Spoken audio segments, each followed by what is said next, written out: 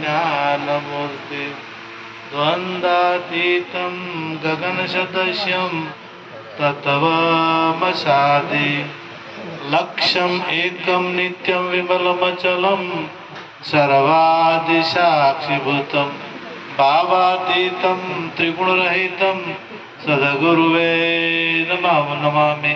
सद्गुरु महाराज, सद्गुरु निरात महाराज, सद्गुरु सदाराम बापाનો જય। આજે શ્રી મહાયોગીની પુણ્યતિથિ નિમિત્તે એમના સુપુત્રો તથા એમના પરિવારજનોએ મળી અને સુંદર ભજન સત્સંગનો કાર્યક્રમ રાખ્યો, એ બદલ એમને ખૂબ ખૂબ ધન્યવાદ। આ 5મી પુણ્યતિથિ નિમિત્તે આ ભજન સત્સંગનો કાર્યક્રમ રાખેલો છે। ભજન રાખવાનો હેતુ હોય છે, ભજન રાખવો શા માટે રાખવો પડે? ભજન રાખીને કે એમને પુણ્ય મળી જતું હોય, જે જતા રહ્યા છે એમને પુણ્ય મળી જતું હોય તો એ સમજતા હોત ના સમજતા, કદાચ એમ આપણે માની લીધું કે કોક મરી ગયું પછી આપણે સિદ્ધપુરમાં કોઈ જાય, કોઈ ગરુડ પુરાણ બિહારે, આપણે તો ગરુડ પુરાણ નહીં બિહારતા પણ સિટી ગરુડ પુરાણ બિહારતા હોય, પછી ઘણું બધું કરતા હોય છે। આ બધું કરવાથી જે મરી ગયું છે એને કોઈ લાભ થતો નથી, પરંતુ એની નિમિત્તે એની પાછળ જો આવું કરણ આમાંથી કોઈ જીવાત્મા જાગે તો એ જેને રાખે છે ને એને આરે પુણ્યનો આ પુણ્ય મળે, તે રાખે છે।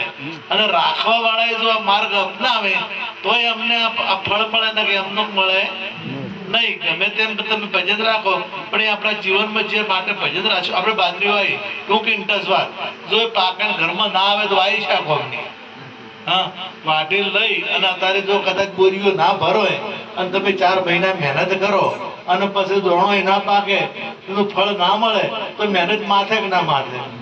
તો પછી ભજન આપણે રાખીએ, ભજનનું ફળ શું છે? ભજનનું ફળ છે એ જીવાત્મા આ માર્ગમાં વળે અને એ પરમાત્મા સુધી પહોંચે, ભગવાન સુધી પહોંચાડવા માટેનો આ સીધો સરળ રસ્તો। ભજન સિવાય બીજું કોઈ માધ્યમ એવું નથી કે પરમાત્માના માર્ગે વાળવાનું, બીજું કોઈ કર્મકોંડ કોઈ નથી। તમે ગમે તેમ કર્મકોંડ કરો પણ એનાથી પરમાત્માના તરફ જે રસ્તો જાય છે એ રસ્તો મળતો તમે પૂજા કરો, તમે વ્રત કરો, તમે કથાઓ કરો, તમે ગમે તે કરો પણ પરમાત્માના માર્ગે વાળવાનો એક જ માધ્યમ છે, એ છે ભજન।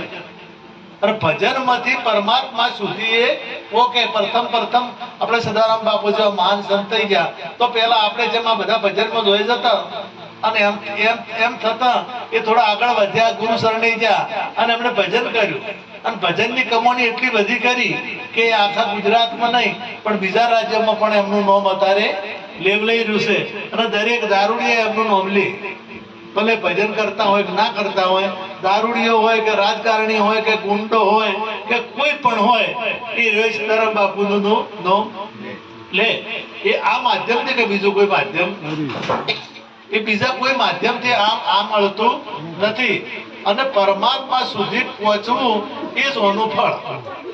પરમાત્મા બધે વ્યાપક હોવા છતાં આપણે દેખાતા નથી, પરમાત્મા બધી જગ્યાએ છે છતાં આપણા પાસે દ્રષ્ટિ નથી। અમને કે દ્રષ્ટિ કોઈ કીધું કે દિવ્ય દ્રષ્ટિ વગર, હું ગીતામાં કીધી આ વાત કે દિવ્ય દ્રષ્ટિ વગર હું દેખાવ્યો નથી।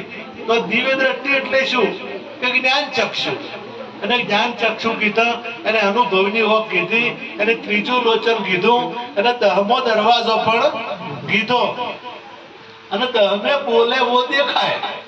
પરમાત્મા 10મો દરવાજો ખુલી જાય તો ભગવાન દેખાય, ત્રીજું લોચન ખોલી જાય તો ભગવાન દેખાય અને અનુભવની હોક ખુલી જાય તો ભગવાન દેખાય। આ દિવ્ય દ્રષ્ટિ જે એને કહે દિવ્ય દ્રષ્ટિ પણ કીધી। અને ગુરુ શરણમાં જો તો તમારે તમામ એકલી આ દિવ્ય દ્રષ્ટિ નહીં, કોને દિવ્ય થઈ જાય, કોણ પણ દિવ્ય થઈ જાય, કારણ કોણથી તમે જે વપડો એ પરમાત્માનું નામ જ અપડાય। પછી અને બીજું કોઈ સંભળાય નહીં. પછી એની ઓખોય દિવ્ય થાય, એનું નાકે દિવ્ય થાય, એના હાથે દિવ્ય થાય, એના પગે દિવ્ય થાય, અને આખો દિવ્ય થઈ જાય.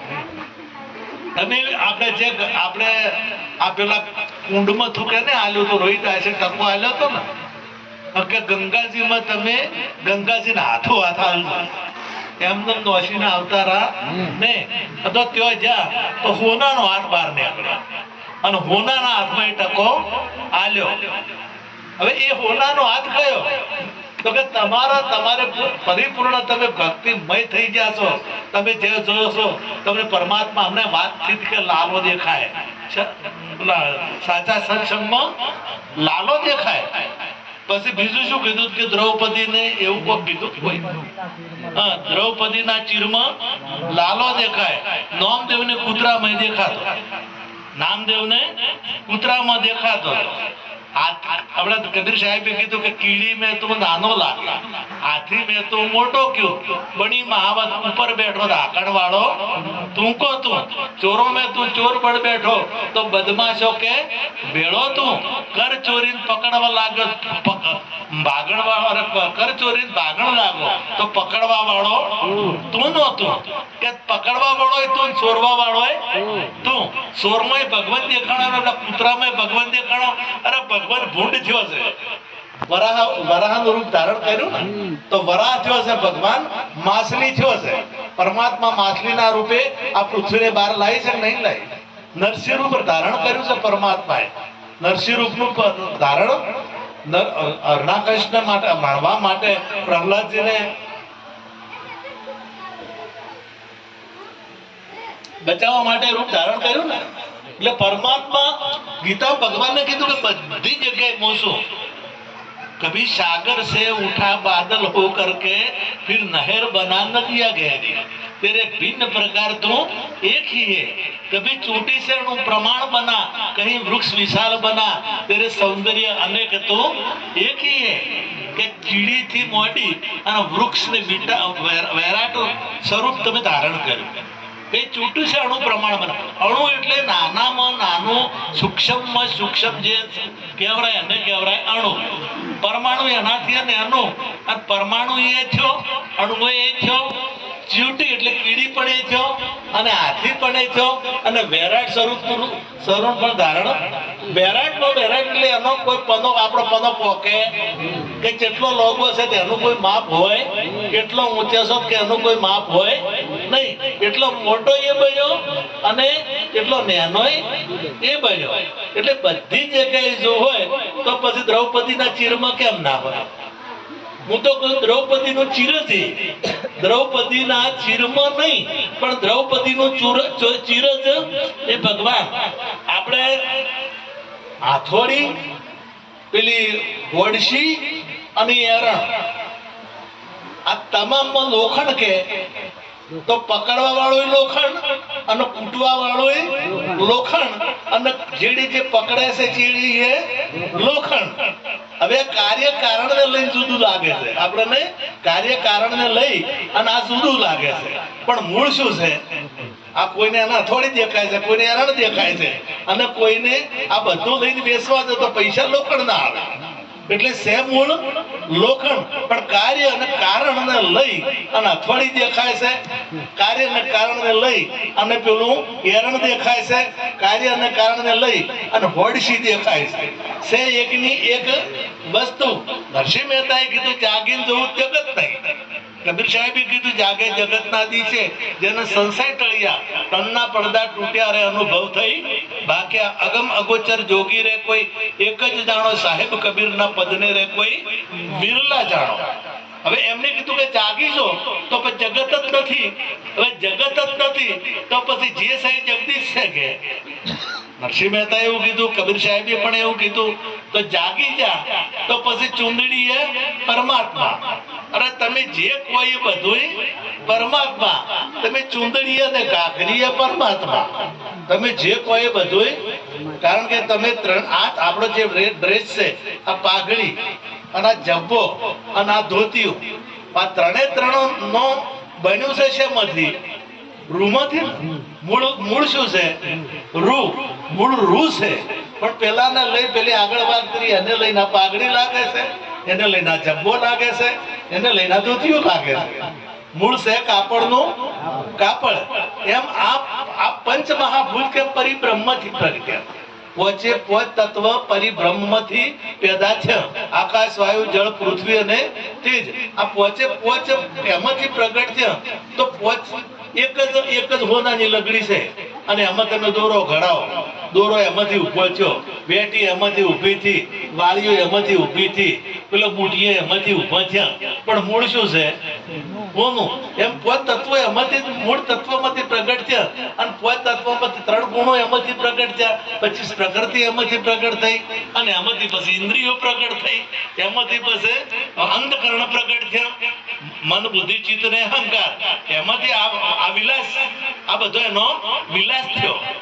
વિલાસ થયો એટલે એકમાંથી ફાલવું, ફૂલવું અને મોટું થવું, એને કહેવાય વિલાસ. બ્રહ્મ લટકા કરે બ્રહ્મ પાસે. એટલે પછી બધું એમાંથી પ્રગટ થયું છે. પણ આપણા અજ્ઞાન દ્રષ્ટા ને લઈ અને તમને હાથ જુદો દેખાય છે, પગ જુદો દેખાય છે, મોઢું જુદું દેખાય છે, આ બધું અલગ અલગ લાગે છે. પણ વાસ્તવિકતાએ એ બ્રહ્મથી પ્રગટ થયું છે. એટલે મૂળ પરમાત્માનું સ્વરૂપ છે. અને એ દ્રષ્ટિ આપણી આવે તો સમજવું કે આપણને આ ભગવાન, આપણને જ્ઞાન. પેલા લૈલા ને મજનુ નું એક પિક્ચર પણ આવી ગયું. અને લૈલા ને મજનુ નો એટલો બધો પ્રેમ હતો કે લૈલા વગર મજનુ ના રહી કે અને મજનુ વગર લૈલા ના રહી કે. એટલે પ્રેમ હતો, મોહ નતો. અત્યારે જે ડખાત હોય છે ને એ મોહ હોય છે, એ પ્રેમ હતો નથી. મોહ શરીર ઉપર હોય, મોહ છે શરીર ઉપર હોય, મોહ એક ઘાટ ઉપર હોય, મોહ એક રૂપ ઉપર હોય. મોહ અને પ્રેમ છે તમારા રૂપ, તમારો જે મૂળ સ્વરૂપ છે એના સાથે પ્રેમ હોય. ગોપીઓ અને કૃષ્ણ પરમાત્માને જે પ્રેમ હતો, તો ગોપીઓ ગોકુળમાં, કૃષ્ણ પરમાત્મા જયારે મથુરામાં ગયા તો ગોપી કોઈ દાડો મથુરામાં પછી કૃષ્ણ મળવાજી તમે કોઈ જગ્યાએ વાંચો કે ગોપી એમના ચેડે મળવાજી, કૃષ્ણ મળવાજી? કૃષ્ણ મળવા કદી જઈ નથી. કારણ કે એમને એમનો કૃષ્ણ બધી જગ્યાએ હતો. એમને મથુરામાં હતો અને ગોકુળમાં હતો. એટલે આત્મા સાથે પ્રેમ હતો. એટલે આત્મા વગર કોઈ જગ્યા ખાલી હોતી નથી. અને અત્યારે જે અત્યારે તો તમે લગ્ન કરે એટલે એકબીજા વગર રહી ના ગોળધનથી.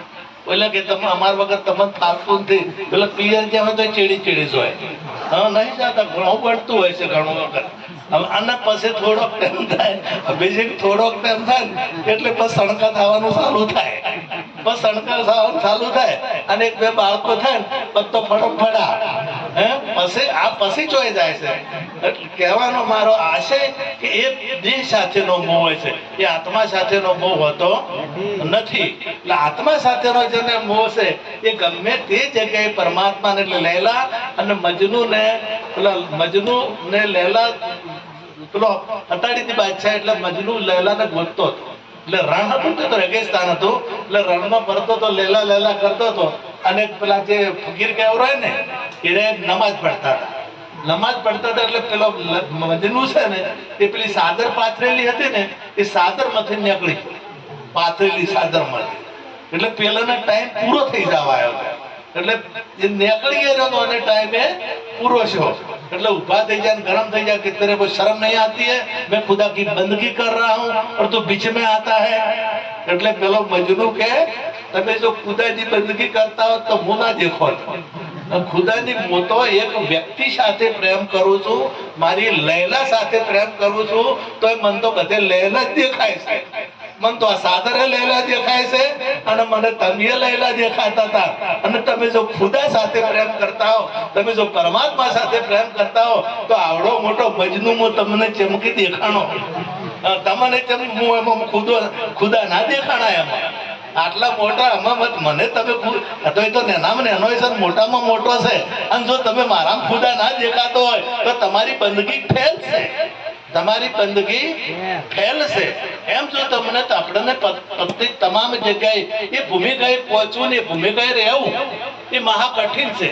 વાતો કરવી હોલી હાવ પણ એ જગ્યાએ રહેવું ને એ મહાકઠિન. એ ભૂમિકાએ રહેવું, બધાને પરમાત્માનો સાક્ષાત્કાર, પરમાત્માના દર્શન કરવા ને એ ખૂબ કામ. વાતો કરવી હાવ વાલી છે, પરંતુ બધી જગ્યાએ ભગવાનને જોવો. હવે એ ભૂમિકાએ આવવા માટેની આ રીત ને આપણે જે ઉપદેશ લીધો, આત્માને ઓળખો, બધું કર્યું, પણ પછી શું? આત્માને ઓળખી લીધા પછી શું? કારણ કે જે સ્થિતિ છે, ગીતા મને સ્થિતિ પ્રજ્ઞા કીધો, એને પછી કોઈ બીજું આખા પાછું થાય નહીં. અને એ જયારે એવો થઈ જાય, પૂર્ણ પરમાત્માનું સ્વરૂપ એના મય થઈ જાય, ત્યારે એના હાથ હોના ના કહેવાય, એના પગ હોના ના કહેવાય. આમ પેલો માવો બનાવો ને આપણે દૂધનો, તો એમાંથી કોઈ બાદ કરવું પડે? માવો થઈ જાય જે એ ઓટોમેટિક બધું પડી જ જાય. તો જે ખોટું છે ને એ બધું પડી જાય. અને એનો પદ કૃષ્ણ બનાવો તો એનું નાકે માવાનો હોય, એ આખો માવો, અને માવાનો માવો બનાવો તો નાકે માવો, અને બાલે માવો, અને કોને માવો, અને પગે માવો. એમ જયારે આપણી સ્થિતિ થઈ ગઈ, એટલે તમારો હરેક અંગ એ અંગ પાસે હાથ નહીં, દિવ્ય એ હાથે હોનાના, પગે હોનાના, વાળે હોનાના, બધું હોનાનું થઈ જાય. અને એ 8 લોકો કરીને ગંગાએ ટકો લીધો તો એ તમારો હાથ, અને એ દિવ્ય હાથ કહેવાય, અને એ દિવ્ય દર્શન કહેવાય. અને એ દશા માટે આપણે સંત મહાપુરુષોએ ઘણું બધું માર્ગદર્શન, ઘણા બધા કથનો કર્યા, ઘણા બધા ભજનો ગાયા, ઘણા બધા લખ્યા, બધા વેદો શાસ્ત્રો બધું બનાવ્યું મૂળ એ ભૂમિકાએ પહોંચવા માટે. પરંતુ આપણે જો કદાચ એ ભૂમિકાએ પહોંચી ના શકતા તો આપણે મહેનત કરવાની જરૂર. ઘણા કે કોઈ કરવું પડતું નથી, ના ભજન કરવું પડે. ભજન કર્યા છે સિવાય અહીંયા જવરાય નહીં. ભજન કરતા કરતા તમે એવા થઈ જવરાય, આપણે એવું થઈ જવરાય.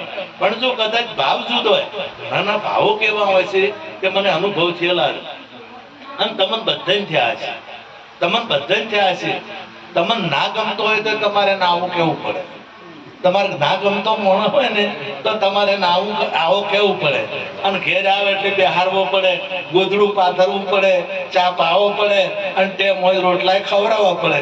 પણ મને એમાં કે ચાર થાય આવું બને. કદાચ કોઈ એવી કક્ષાનો આવે તો બોલો ગમે નહીં ગમતો. એક જણે માનતા હતી કે કોઈ ખવડાયા વગર ખાવું નહીં. એને કોકને રોજ ખવડાવે.